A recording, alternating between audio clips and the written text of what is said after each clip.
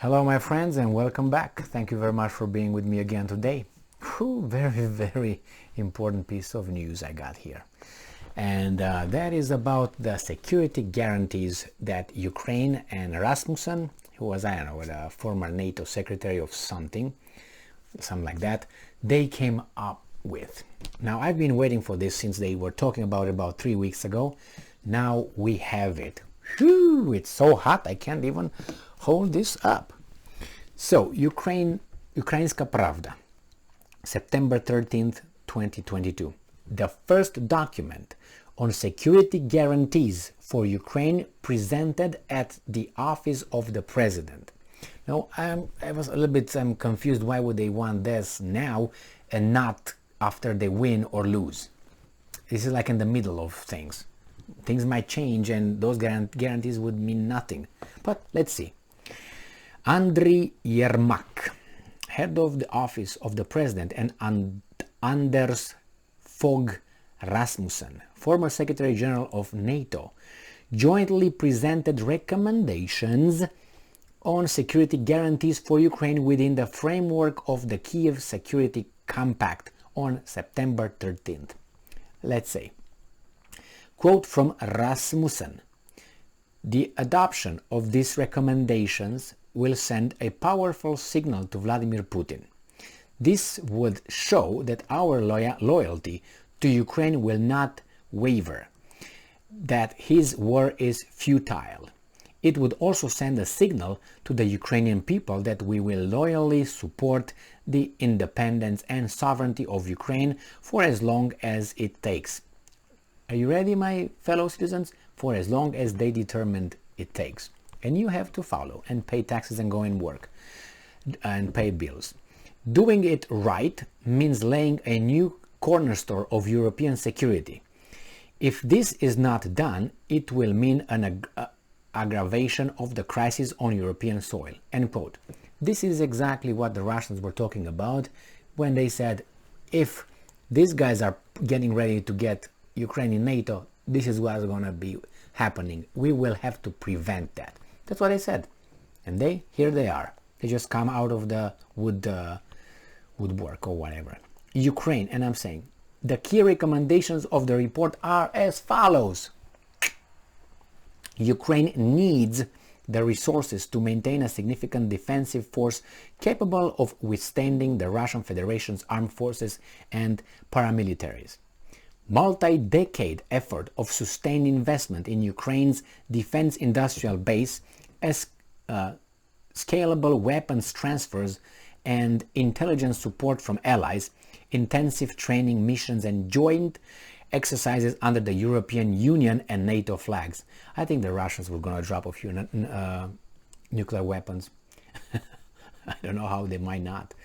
The security guarantees should be affirmative and clearly formulated. They lay out a range of commitments made by a group of guarantors together with Ukraine. They need to be largely and politically binding. The compact will bring a core group of ally countries together with Ukraine. This could include the US, UK, Canada, Poland, Italy, Germany, France, Australia, Turkey, and Nordic, Baltic, and Central and Eastern European countries. Okay, we know who the perpetrators are, all right? The package of guarantees include preventive measures of a military, financial, infrastructural, technical, and informational nature to prevent new aggression, as well as measures to be taken immediately in the event of a new encroachment on the sovereignty and territorial integrity of Ukraine. So this is the club. You got those names? US, Canada, UK, US, UK, Canada, Poland, Italy, Germany, France, Austria, Turkey, Nordic, Baltic, and Central and European countries, Eastern European countries. That's the club. United States is the boss. UK, which was mentioned second, is the house servant, and everybody else is a bottom feeder on the plantation cutting the sugar cane. All right. So that's this one. Okay. Let's see. The Kiev Security Compact includes a full-fledged sanctions package against the aggressor state and may also include additional components components, such as agreements on providing Ukraine with modern air defense, anti-missile systems, regional agreements on security in the Black Sea, and others. The security guarantees are not a replacement for Ukraine's ambitions to join NATO. The full list of recommendations is presented on the website of the Office of the President. So, Vladimir Zelensky commented on a package of recommendations. I have taken a careful look at this document. I believe it's well prepared. It's the first but quite important step. This step is just the first one. These recommendations should become the basis for the future security agreement. Zelensky stressed that it is supposed to be achieving mechanism. The president also asked Anders Fogh Rasmussen to join the dialogue with foreign leaders. All right, you got it. You know what it is? That is bad for Russia, obviously. And these guys are just saying, we are just going to get involved. And what are you going to do about it? This is basically what this says. We're going to get involved. Military, training, economic, political, everything that shows that we are one. And you hit them, you hit us. So I'm glad that they finally, oh, that's a tough guy. So finally, these guys, after they got a little slope, that I make the analogy, my theory, they got now to the top and with a bullhorn. That's where they were supposed to be in 2014.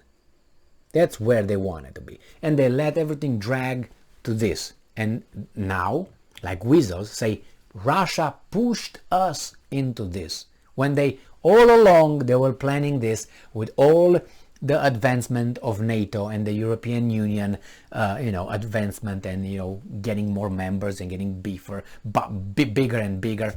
This is what it is. And it's all because it was all with an eye on Russia. But, well, what can we do? We are here, they're there.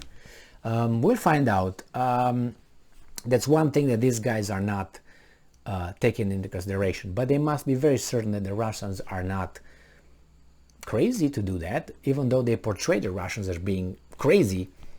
The Russians can how do you call it, stick a wrench into the spokes or spikes or whatever, the wheel, and destroy the whole thing with a few bombs of certain kind and say, oh, yeah, you want that? Now you have it. And then you want us? Are we the criminals?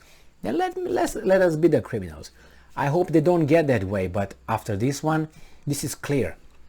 This is clear. We'll go all the way in. Russia must be destroyed.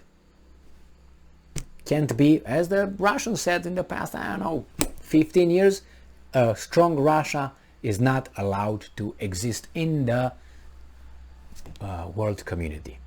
Well, that could be also a little signal to China and India and others, unless those guys are not, come to their senses, because they are excluded, as you can see, is the collective West, as the Russians were talking about.